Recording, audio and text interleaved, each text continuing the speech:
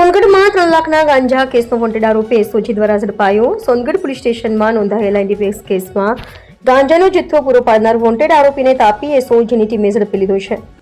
અગાઉ આ કેસમાં 5.853 કિલો ગાંજો કિંમત ₹2.92 લાખ તથા અન્ય મુદ્દામાલ મળી કુલ ₹2.98 લાખનો જથ્થો કબજે કરવામાં આવ્યો હતો। આ ગાંજાનો પુરવઠો કરનાર આરોપી સુરજભાઈ સુદામભાઈ વળવી ફરાર બનતા તેને વોન્ટેડ જાહેર કરવામાં આવ્યો હતો। સુરત રેન્જના પોલીસ મહાનિરીક્ષક પ્રેમવીરસિંહ અને તાપી વેરા પોલીસ અધિક્ષક જૈન દેસાઈની સૂચનાથી તાપી એસઓજીની ટીમ તેની શોધખોળમાં હતી। દરમિયાન મળેલી ચોક્કસ બાતમીના આધારે આરોપીને સોનગઢ તાલુકાના ખપાટિયા ગામની સીમમાં આવેલા ખાપરિયા ફાટા પાસેથી ઝડપી લેવામાં આવ્યો હતો। પકડાયેલ આરોપીને સોનગઢ પોલીસ સ્ટેશન ખાતે લાવી કાયદેસર અટક કરી આગળની કાર્યવાહી હાથ ધરવામાં આવી છે।